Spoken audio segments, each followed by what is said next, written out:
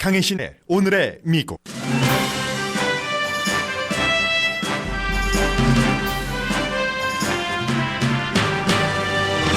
루스 베이더 긴스버그 연방대법관 장례 절차가 시작됐습니다.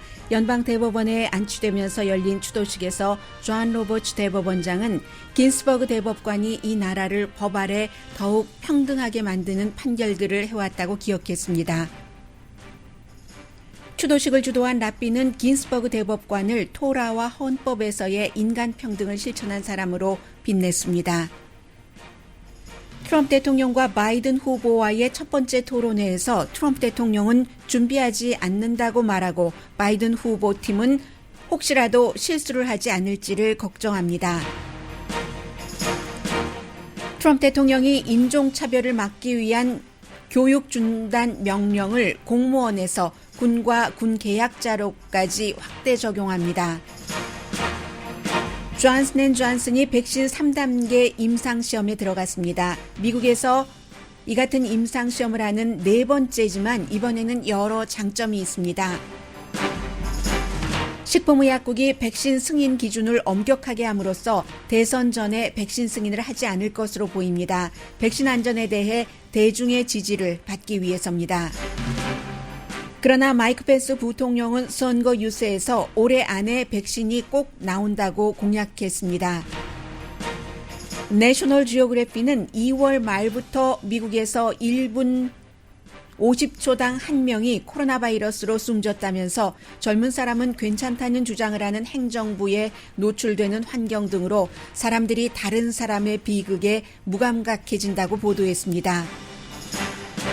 주택시장 붐은 8월에도 이어져 기존 주택 판매는 14년 만에 최고치를 기록했습니다. 노스다코타주 농부들이 자신의 일손을 멈추고 심장마비로 쓰러진 이웃 농부의 논밭에서 추수 작업을 끝냈습니다.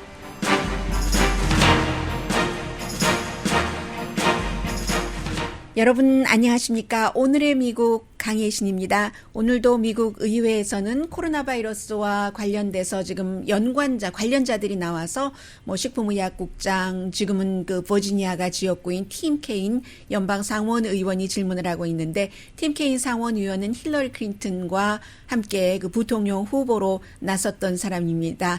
앤토니 파우치 박사가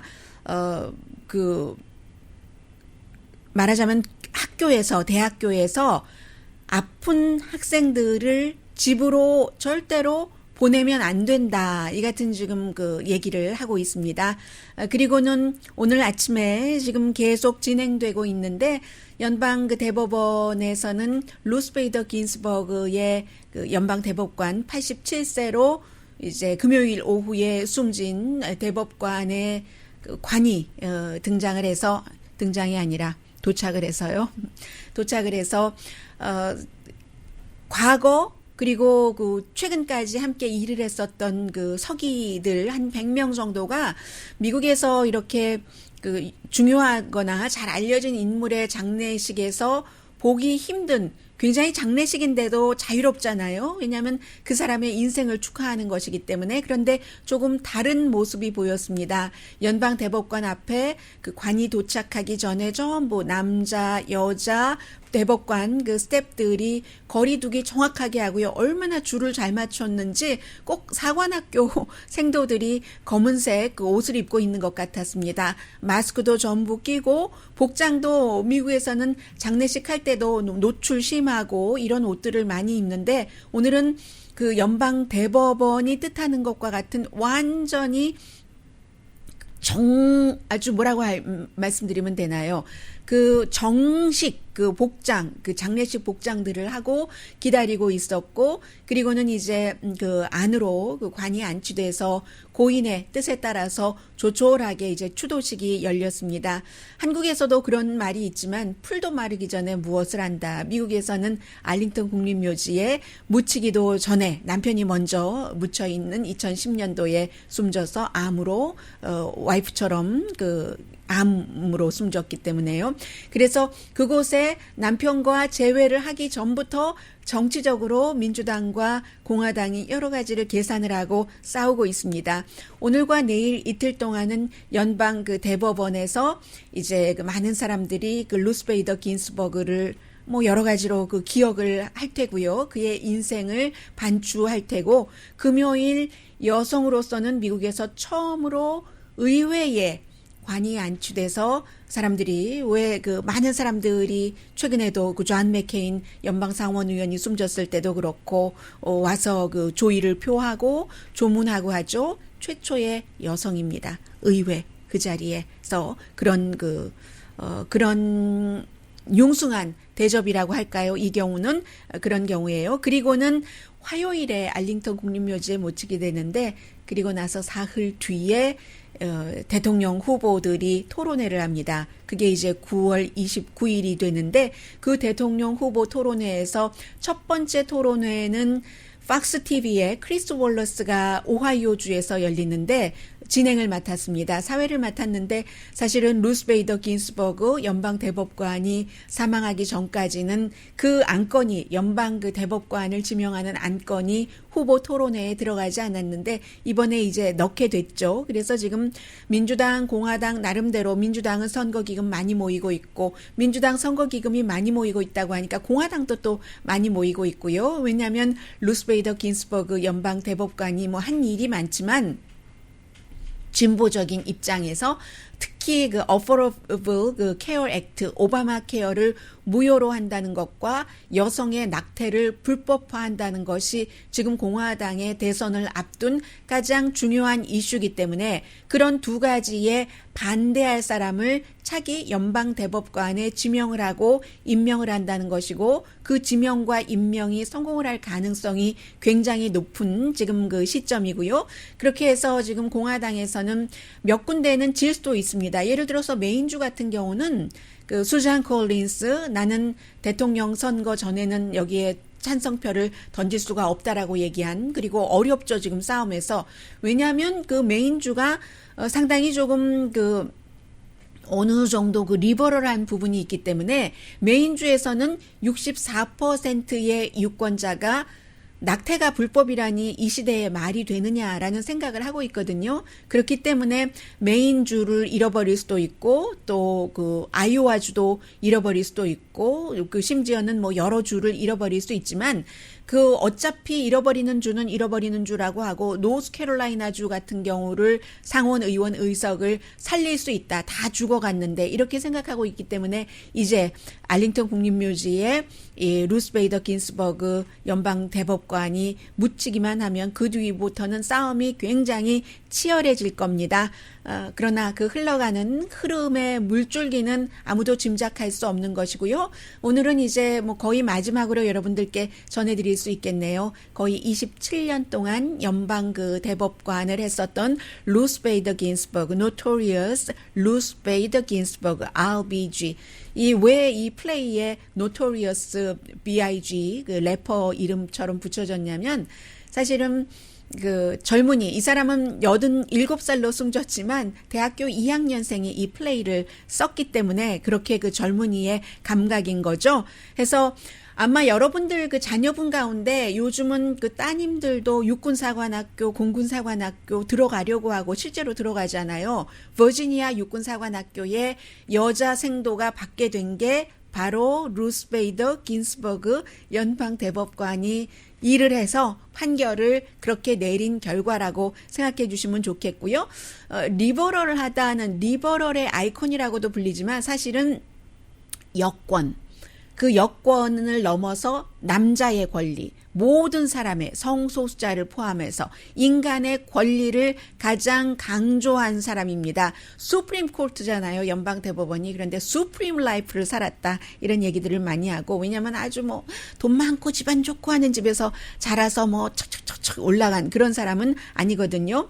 해서 이제 전부 이 관이 연방 대법관 앞에 도착하기 전에 많은 사람들이 기다리고 있다가 그러다가 이제 안으로 들어갔었을 때 여러 가지 그 분위기가 있는데, 주이시이기 때문에 그 동료들이 전부 있었어요. 이 사람은 지금 진보지만 그 대법원장부터 보수잖아요. 존 로버츠부터 그리고 닐 고서치, 브렉 캐버나우 대통령이 트럼프 대통령이 지명하고 임명하고 한 그런 이제 연방 대법관들 또 진보 대법관들 물론이고요. 지금 은퇴한 대법관까지 전부 나왔고 역시 그 사람의 그 뿔이라는 것 마지막 가는 길에 누가 어떻게 해달라는 얘기를 하지 않았겠어요. 조촐하게 했는데 랍비 그 랍비도 여성 랍비였습니다. Adonai roi lo echsar bino deshe yar bitzeni Amei menuchot yanahaleni nafshi yishovev yancheni v'maglet tzedek leman shemo 로렌 홀츠브레치라는 아다스 이스라엘 그 사원의 랍비였고요. 이 랍비는 뭐 중간에 여호와는 나의 목자시니 내게 부족함이 없으리로다 푸른 조장에 눕게 하시고 이 잔잔한 그 구절을 강조를 해서 얘기를 했고 그리고 많은 사람이 알고 있는 것처럼 루스 베이더 긴스버그는 그 패밀리 타이즈가 굉장히 했다는 것도 얘기를 했습니다. 가족 사랑을 얘기를 하고 그리고 마지막에 가장 중요한 것은 결국은 그 랍비니까는요. 토라와 미국의 그 헌법에 따라서 we the people 모든 사람의 평등권을 위해서 평생을 일했던 아름다운 사람이라고 얘기를 합니다. The Lord is my shepherd, I shall not want. God makes me lie down in green pastures. 네, 그린 패스터를 푸른 초장에 눕게 하시고 여호와는 나의 목자신이었고요. The Torah is relentless in reminding in instructing, in commanding, that we never forget those who live in the shadows, those whose freedom and opportunity are not guaranteed. 특히 그 섀도우에서 그늘에서 살던 사람 그리고 기회 동등함 같은 것이 보장되지 않는 사람 미망인 이런 사람들에게는 몇 배 잘해줘라 이런 그 토라의 그 가르침이 루스 베이더 긴스버그 그 연방 대법관에게는 미국의 헌법과도 맞아서 그렇게 했다는 얘기를 했습니다. 그리고 나서 아주 간단했어요. 이 그 추도식이 존 로버츠 대법원장이 나와서 얘기를 하는데 이것도 역시 많은 그 유명인들이 숨지고 했을 때와 다른 부분입니다. 그럴 때 장례식은 좀 거창하잖아요. 그래서 조문객들도 많고 조사를 하는 사람들도 무척 많고 프로페셔널하게 보인다고 할까요? 그래서 누군가가 연설문을 써주기 때문에 이 대목에는 사람들을 웃게 하고 이 대목에서는 숙연하게 하고 이 공식이 있는데 포메이션이 말하자면 있는데 존 로버츠 연방 대법원장이 워낙에 글을 잘 쓰는 분이기도 하지만 신시어라고 할까요? 이 옆에서 본인은 보수로 진보인 루스 베이더 긴스버그와 함께 일을 하면서 동료로서의 그 신시어리티 같은 것을 많이 그 보여주기도 했습니다. 제일 먼저 강조한 것은 루스 베이더 긴스버그는 아메리칸 드림의 그 표본이다라고 얘기를 했습니다. 이민자의 딸이었기 때문에요. Justice Ginsburg's life was one of the many versions of the American dream. Her father was an immigrant from Odessa. 오데사에서 아버지가 이민 왔고요. After her family arrived from Poland. Her mother later worked as a bookkeeper in Brooklyn. 네, 브루클린에서 어머니는 이제 미국에 와서 이민 가족이 와서 4개월이 됐던가라고 얘기를 했죠. 그리고 나서 브루클린에서 북키퍼를 했다. 그밖에 여러 가지 일을 했어요. 이런 것들이 그 아메리칸 드림의 상징이라고 그 얘기를 했군요. 그러면서 이 존 로버츠 대법원장이 한 얘기가 누군가가 언젠가 그 루스 베이더 긴스버그에게 엄마가 북키퍼였으니까 그냥 서류 정리하고 하는 북키퍼였으니까 엄마가 북키퍼였는데 그 딸은 연방 대법관이잖아요. 이 북키퍼와 연방 대법관의 차이점에 대해서 얘기를 해주세요. 라고 질문을 했을 때 루스 베이더 긴스버그의 답변에 대해서 얘기를 합니다. What is the difference between a bookkeeper in Brooklyn and a Supreme Court justice? Her answer, one generation. 아주 심플하죠. 베이더 긴스버그 그 연방 대법관의 답변은 한 세대. 한 세대 지나서 이민자의 자녀가 북키퍼의 딸이 연방 그 대법관이 될 수 있었다는 얘기를 했고, 그리고 이제 많은 좋은 얘기, 잠깐 웃음이 스쳐갔었을 때는 굉장히 그 존 로버츠 연방 그 대법원장이 서운한 그런 그 표정이 처음부터 끝까지 뭐 긴 조사는 아니었지만 역력했습니다. 그래서 오페라의 거장이 되기를 원했지만 락스타가 됐다. 그 노토리어스 그 RBG에 대해서 그렇게 얘기를 했고, 그리고 이제 그런데 스포츠 할 때는, 파이팅 할 때는 아주 정말 터프하다고 할 때도 약간 웃음이 나왔어요. 사람들이 본 것이 있잖아요. 87세에도 막 끝까지 운동하고 했었던 그런데 그 터프함과 오페라는 그 섬세함이잖아요. 그런 터프함과 강인함과 섬세함으로 다른 사람을 배려하면서도 그 신념, 미국을 위한 신념 같은 데서 물러서지 않는 루스 베이더 긴스버그 연방 대법관을 얘기를 했고요. 그리고 그 여러 종류의 암을 앓았기 때문에 아파서 일을 하면서도 같은 병을 앓고 있는, 심지어 이 연방 대법원 빌딩 안에 있는 다른 사람들에게도 용기와 꿈 같은 것을 줬다라고 얘기를 하면서 마지막으로 이 나라를 그 법 아래 더욱 평등한 나라로 만드는 판결 483개의 어피니언을 썼다고 얘기를 합니다. 이 어피니언들이 영원히 다 기억되고 더 진화할 것이다라고 얘기를 하면서 법원도 가족이고, 루스 베이더 긴스버그가 가족하고만 그 타이가 단단했던 게 아니라 심지어는 보수 대법관하고 같이 여행도 가고 했었잖아요. 그런 남자 동료와 함께. 그래서 이 법원도 가족이고, 이 빌딩, 연방 대법원 빌딩은 루스 베이더 긴스버그의 홈이다라는 뭐 그런 얘기도 존 로버츠 대법원장이 했고요. But the court was her family too. This building was her home, too. Of course, she will live on in what she did to improve the law and the lives of all of us. And yet, still, Ruth is gone, and we grieve. Let us have a moment of silence for reflection.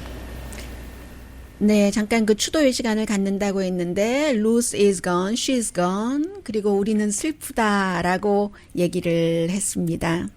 El male rachamim shochein b'meromim hametzei menucha. 네, 제가 며칠 전에 여러분들께 그 루스 베이더 긴스버그 연방 대법관의 말을 녹음을 해놓고 못 들려드린 때가 있는데요.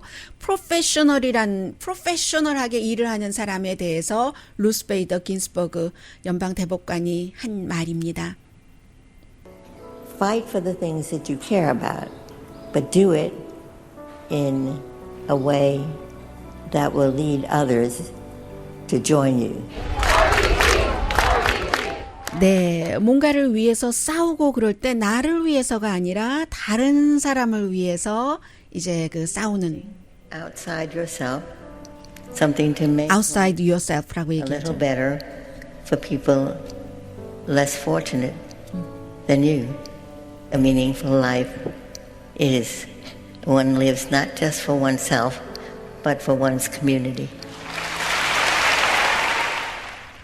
네, meaningful한 life라는 것이 단지 나 자신을 위해서만 사는 게 아니라 커뮤니티, 다른 사람, 그리고 좀 덜 갖고 운이 좀 덜하다고 하는 그런 사람을 위해서 일하는 것이 의미 있는 삶이고, 그게 프로페셔널한 일을 하는 사람의 자세다라고 얘기를 했습니다.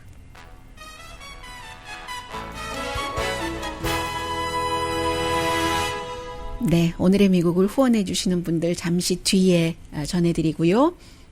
잠시 뒤에 다시 일상 뉴스로 돌아옵니다.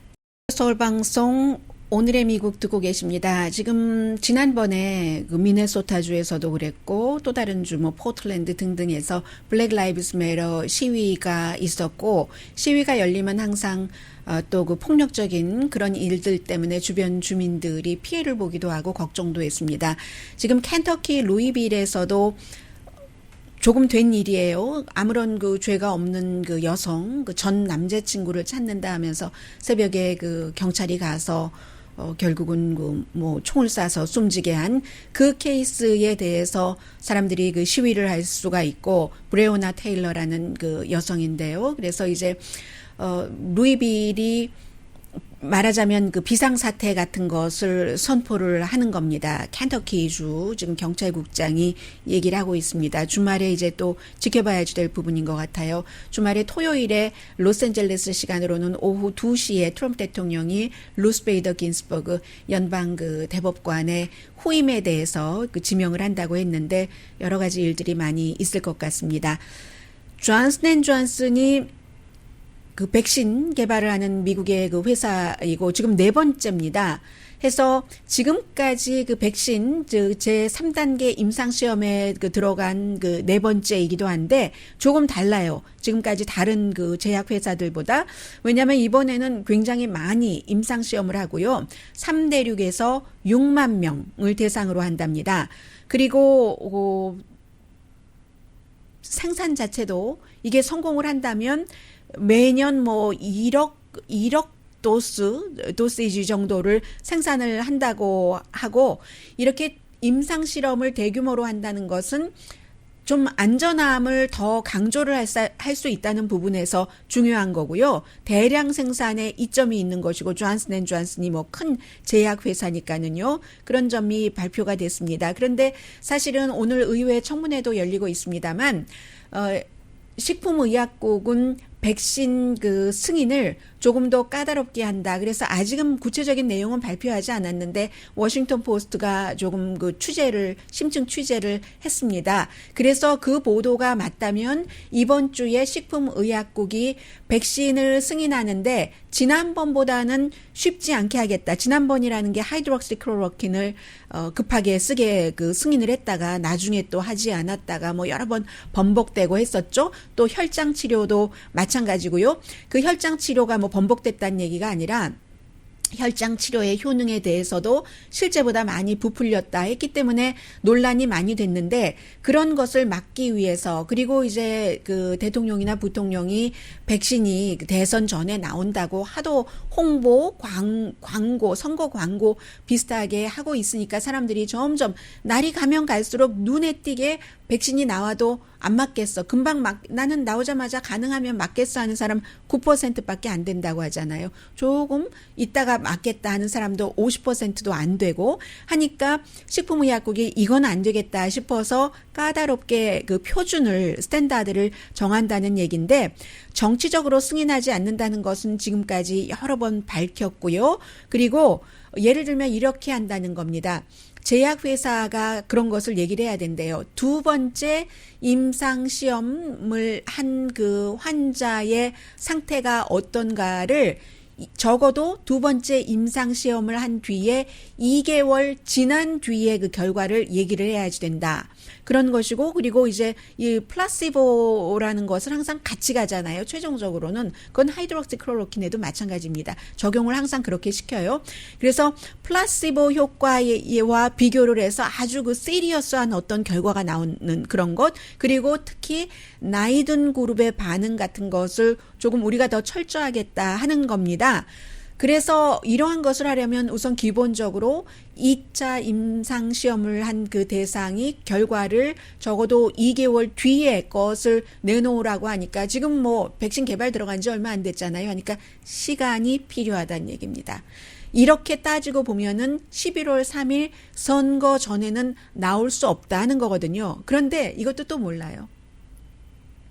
며칠 전에 질병통제국에서 금요일에 공기로 전염된다 하다가 또 백악관이 그게 뭔 소리야 하고 하니까 그거 실수였어 하고 또 내렸잖아요. 식품의약국도 지금까지 이렇게 뭔가를 번복했었던 것이 코로나 바이러스 사태에 대해서 한두 번이 아닙니다. 아직까지 백악관의 반응이 나오지 않고 있지만 백악관이 뒤에서는 식품의약국과 접촉을 하겠죠. 이렇게 말씀드릴 수 있는 이유는 어제 마이크 펜스 부통령이 선거 유세를 했습니다. 뉴햄프셔에 가서 선거 유세를 했는데, 선거 유세하는 동안에 이제 그 부통령 전용기에 그 새가 비행기에 들어가서 뭐 비상 착륙도 하고 그랬던 모양입니다. 그런데 in my heart, 정말 사람들이 내가 내 자식을 놓고 미국에서도 그런 거 있잖아요. 내 자식에게 맹세한다. 뭐 와이프에게 맹세한다. 이런 얘기가 있는데 그 전 단계인 in my heart. 내가 정말로 내가 진짜 마음속으로 정말 이거 정말 말하는 건데 하면서 백신이 곧 나온다. 올해가 가기 전에 안전하고 효과적인 백신이 나온다 하는 것을 언론의 보도는 promise, 약속을 했다는 건데 선거 유세에서 약속을 했다는 것은 공약으로까지 들을 수 있는 얘기잖아요. 부통령이 이렇게 얘기를 했기 때문에 이건 대통령의 말이죠. 부통령이 이제 그 얘기하기 전에 우리가 일을 잘해서 우리의 대통령 각하께서 얼마나, 각하라고는 안 했어요. 갑자기 김정은 얼굴이 생각이 나서요. 대통령께서 얼마나 많은 사람의 목숨을 구했는데 하면서 올해가 가기 전에 백신 효과적이고 안전한 백신이 꼭 나온다고 약속을 했습니다. 조 바이든 후보는요.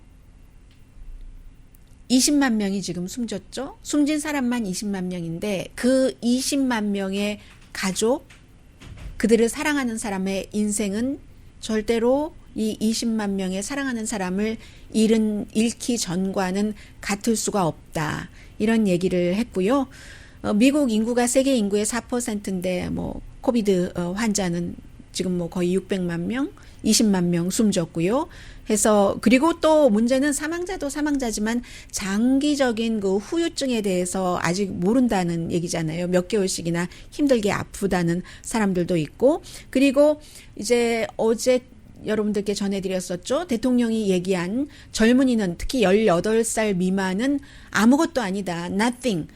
그 이펙트가 virtually 절대로 그 전혀 영향이 없다라고 얘기를 했고, 그 부분에 대해서 논란이 있자 백악관에서 또 어제 뭐 기자 브리핑하고, 또 그 기자 브리핑 하는 가운데서 기자들과 백악관의 그 대변인과 또 말 충돌도 하고 했는데, 대통령의 그 사실은 예전 같으면 이런 거 시시콜콜이 얘기를 할 필요도 없는데 시간 낭비인 거예요. 완전히 말에 말꼬리를 물고, 오죽하면 오늘 아침 그 뉴욕타임스 보니까 러시아가 여전히 그 대선 미국에 공작을 하고 있는데 트럼프 대통령 당선시키고 바이든 떨어뜨리기 위해서 뭐 새로운 걸 연구할 필요도 없다고 하잖아요. 트럼프 대통령이 하는 말과 트윗이 분열과 러시아의 궁극적인 목적은 분열이니까, 미국 사람들. 분열이라는 것은 힘이 약해진다는 것을 뜻하니까요. 그렇게 해서 트럼프 대통령 그것을 그대로 갖다가 쓰기만 하면 된다라고 생각을 한다고 하는데, CIA가 어제 저는 전해드리지도 않았어요. 하도 뉴스도 많고, 뭐 늘 있는 뉴스이기 때문에 러시아가 계속 개입하고 있다는 뭐 증거 같은 것이 다 있다고 내놓기도 했고 하는데, 어쨌든 대통령은 젊은이에게는 아무 영향이 없다. 숨지는 사람 다 나이 많이 먹은 사람이고 심장병 있는 사람이고 다른 병 있는 사람이야. 젊은 사람들에게 특히 18살 미만에게는 nothing effect라고 얘기를 했어요. 그런데 그게 전문가들은 그렇게 보면은 안 된다고 얘기를 하죠. 왜냐하면 젊은이들은 걸려도 증세가 없고 정말로 어린 사람들이 코로나 바이러스로 숨지는 확률 별로 없어요. 별로 없지만 65세 이상이 20만 명 사망자의 70%를 차지합니다. 그러면 70%를 차지하면 20만 명이 숨졌으니까 6만 명은 65세 미만이라는 얘기입니다. 그리고 젊은이들이 본인은 아무렇지도 않지만 지금 앤서니 파우치 박사가 의회에서 얘기를 한 것처럼 걸렸는지도 모르고 엄마와 할머니, 할아버지에게 전염을 시킨다는 얘기잖아요. 이게 어떻게 nothing이라고 얘기할 수 없다는 거죠. 그런데 여기에 대해서는 참 그러니까 큰 의미로 봐야지 되는 거죠. 이걸 계속 다운플레이를 하는 거예요. 지금도 행정부는.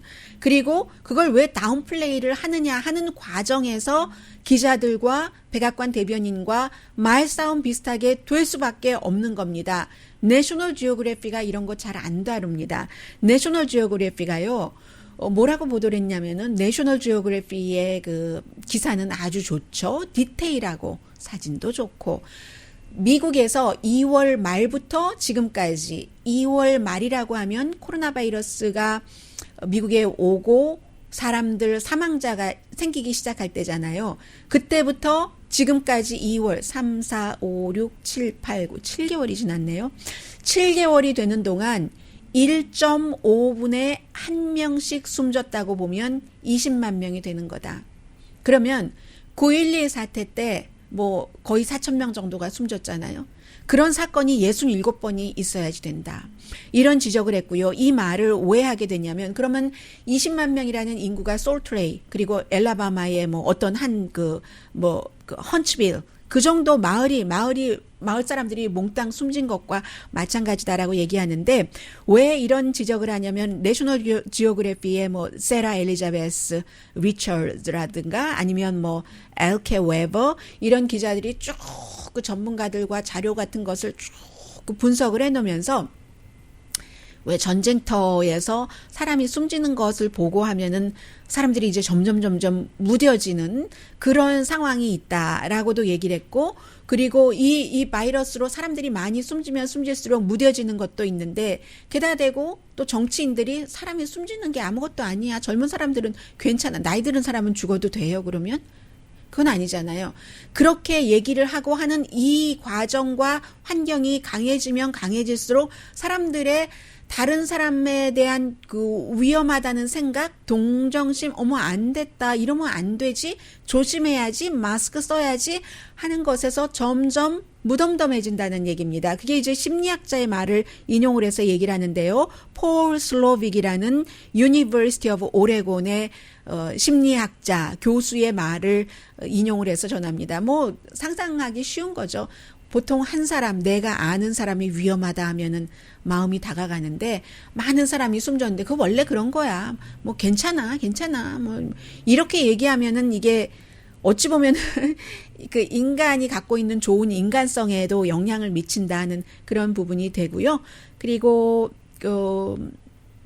이게 선거에서 가장 중요한 이슈였는데 지금은 연방 대법관 지명이 더 중요한 이슈가 돼버렸고요. 어제 그 샌디 맥케인, 존 맥케인 연방 상원 의원 숨진 공화당이었지만 때로는 민주당과 표를 같이 던졌던 존 맥케인의 부인인 샌디 맥케인이 only 한 명 후보만이 있을 뿐이다. 미국의 가치 표준에 맞는 사람은 그 사람은 조 바이든이다 하면서 샌디 맥케인이 이제 그 조 바이든을 공식 지지를 한답니다. 샌디 맥케인은 지난번에 민주당 전당대회 때 어떤 그 보이스는 냈어요. 얼굴은 보이지 않고 남편과 조 바이든이 친구로 지내다가 공화당과 민주당이지만 존 맥케인이 더 나중에 정치를 시작을 했어요. 이 존 맥케인의 부인이 굉장히 부자잖아요. 샌디 맥케인이 너무너무 부자이기 때문에 정치를 할 수 있었죠. 그래서 애리조나에서 샌디 맥케인의 집안이 그쪽에 사니까 그쪽을 기반으로 해서 장인 어른의 도움과 뭐 정치 자금도 많이 그 도움이 됐겠죠. 해서 정치를 시작을 했는데 원래는 친구였다가 그러다가 이제 어려운 일이 있을 때마다 부통령의 역할이 그런 거잖아요. 더군다나 조 바이든은 버락 오바마라는 미국 사람들도 미국 정치인들도 정치 엘리트들도 거의 백인입니다. 드문 에이시안이 있고 블랙이 있고 하지만 공화당에 들어가는 에이시안이나 공화당에 들어가는 블랙은요, 그 화이트보다 더 화이트입니다. 마인드의 진짜 마인드나 하트는 안 그럴 수 있을지 모르지만 공화당에서 그런 후보와 그런 정치인을 밀어주는 데는 니네 커뮤니티에 가서 공화당의 정신을 심어라 하는 것이기 때문에 거기서 살아남으려면 특히 연방 하원 같은 경우는 임기가 2년밖에 안 되기 때문에 당에서 돈을 지원해 주지 않으면 힘듭니다. 뭐 초선, 재선 이런 때까지는. 그래서 니네 커뮤니티 가서 해라 하기 때문에 그 사람들에게 잘 보여야 되고 그리고 정치인으로서 정치인이 되거나 정치인으로서 살아남으려면 백인 공화당보다 더 하얗게 보여야지만 됩니다. 그렇게 되거든요. 그런데 그런 그 공화당에서 아프리칸 아메리칸 그 버락 오바마 대통령을 곱지 않은 시각으로 본 정치인들이 굉장히 많습니다. 나이도 젊다고요. 그리고 정치적인 경력도 별로 없었죠. 일리노이주가 지역구인 연방 상원 의원 초선하고는 이 대통령으로 바로 들어왔으니까는요. 그래서 나이도 지긋하고 백인인 조 바이든이 문제가 있을 때마다 그 레드 카펫이라고 하고 비밀 통로라고도 하는데 그곳으로 의회에 가서 동료들, 친구들을 잘 이렇게 하고 해서 통과시키는 것이 그 오바마 케어이기도 하고 그 오바마 케어를 통과시키는데 존 맥케인의 표는 그때도 나중에도 나중에는 트럼프 대통령이 들어와서 없애버리려고 할 때도 큰 힘이 됐죠. 해서 샌디 맥케인이 나이 차이도 많이 나요. 존 맥케인과. 샌디 맥케인이 민주당 전당대회 때는 그런 정도 이 조 바이든이 그렇게 공화 민주 다 화합을 할 수 있는 인물이다 하는 것을 소개를 하는데 그쳤는데 이제는 직접적으로 아마 나서서 선거 유세를 할 모양입니다. 그렇다고 하니까요. 네, 이 정도 말씀드릴까요? 그리고 잠시 뒤에 경제와 관련된 뉴스도 좀 전해드려야지 될 것 같고요.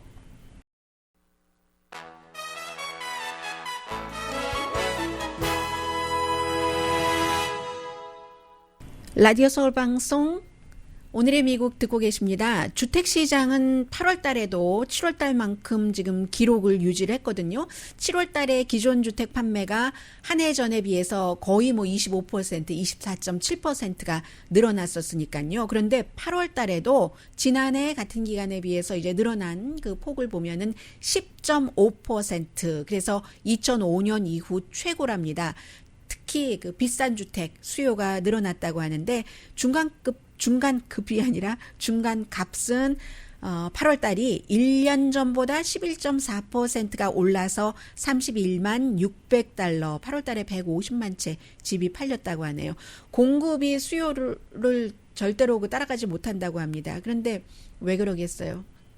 이 경우에는 일단 all about 이자율 때문에 그리고 주택시장 앞으로는 어떻게 될지 잘 모르겠어요. 지금은 그 월스트리트이 선거도 그렇고 뭐 연방 대법관 지명도 그렇고 굉장히 걱정하고 있다고 하니까요. 그래서 이제 트럼프 대통령이 오늘도 또 뭐 트윗하고 어제 오후에 트윗한 것이군요. 봤더니 지난번에 왜 연방 공무원들에게 그 인종에 대해서 예민하게 생각하도록 함부로 하지 못하도록 하는 그런 가이드라인과 교육시키는 것이 있는데 뭐 한 달에 한 번 이렇게 시키는 교육이 있답니다.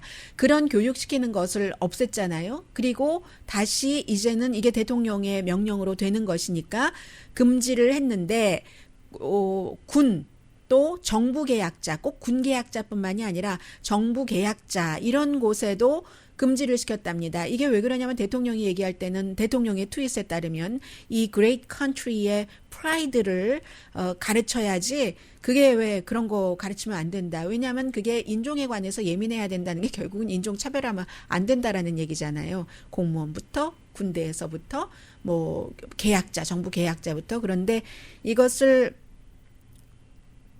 해석하십시오.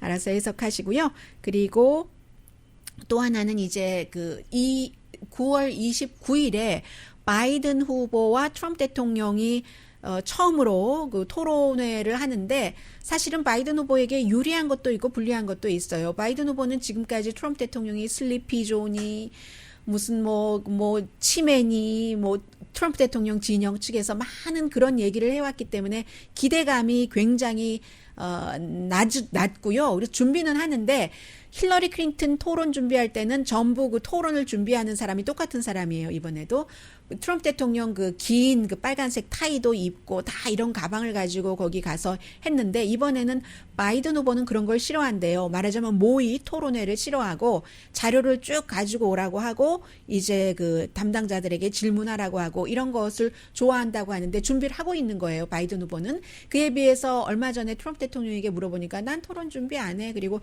사람들 토론에 관심 없어 하는데 실제로 얼마 전에 월스트리트저널과 MBC 방송이 여론조사를 했더니 44%의 미국인들은 토론이 전혀 중요하지 않다라고 나래로 중요하지 않다라고 얘기를 했고 정말 중요해. extremely important 하다고 답한 사람은 8%, quite important라고 답한 사람은 11%였거든요. 그래도 관심이 있는 건 사실이고 바이든 후보 측은 준비를 하면서도 걱정한답니다. 왜냐하면 나이 들어 보이거나 아니면 뭔가를 또 혼돈해서 말실수를 잘하니까 그런 때 그리고 토론은 항상 처음이 중요하잖아요. 3번 토론이 있기 때문에 바이든 후보 측에서는 끝까지 3번 10월 15일, 22일 끝날 때까지 안심하지 못할 것이고 그리고 이제 토론 갖고 이긴다면은 엘리자베스 워렌이 민주당 후보가 됐어야지 될지도 모르겠어요. 그리고 실제로 그 토론에서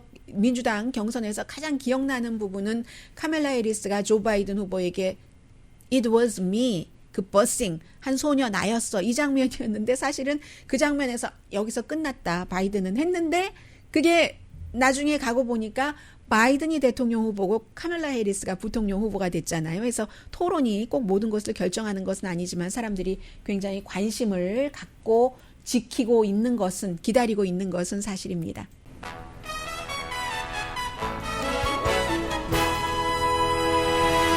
라디오 서울 방송 오늘의 미국 듣고 계십니다. 여러분들께서 이제 그 채팅창을 통해서 많은 서로의 의견 교환을 해주시는데 정말 좋습니다. 이민에 대해서도 어느 후보가 더 나을까? 남북 관계에 대해서는 또 뭐 좌파 시장에 관해서는 관세 이런 것들이 있으니까는요. 그런 얘기들을 서로 정보들을 교환하고 계십니다. 저는 이번 선거가 끝나고 나면 물론 대통령 선거만 있는 것은 아닙니다만 어쨌든 큰 획이 그어지는 것이고 국민이 선택하는 사람이 이제 차기 대통령인 것이고 거기에 이제 발맞춰서 살아가야지 되는 게 국민이고 또 저 방송하는 사람도 마찬가지고요. 이제 선거가 끝나면 많은 일상의 뉴스를 여러분들과 함께 하고 싶다는 생각이 들거든요. 작은 것 같지만 정말 뉴스 같은 것이요. 노스다코타의 농부가 계셨습니다. 이분이 이제 심장마비로 쓰러지셨다 하는 게 입소문으로 전해진 거예요. 이웃 마을의 농부들께.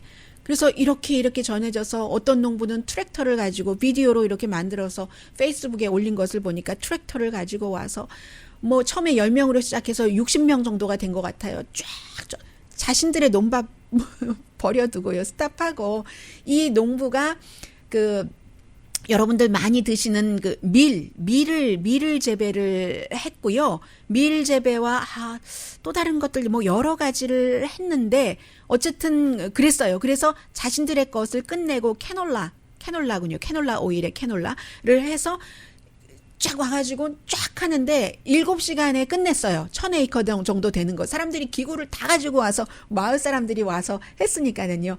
그리고 나서 이분들이 그렇게 이 아픈 다른 이웃 농부의 밭을 다 논밭을 추수를 해주고 있을 때 다른 마을 사람들은 먹을 것을 준비를 해서 나중에 잔치를 한 거죠. 잔치를 해서 너무 좋다. 그리고 이 농부 심장질환, 심장마비를 일으켰었던 그 농부도 안전합니다. 그런 뉴스를 많이 전해드리고 싶어요. 강희신이었습니다.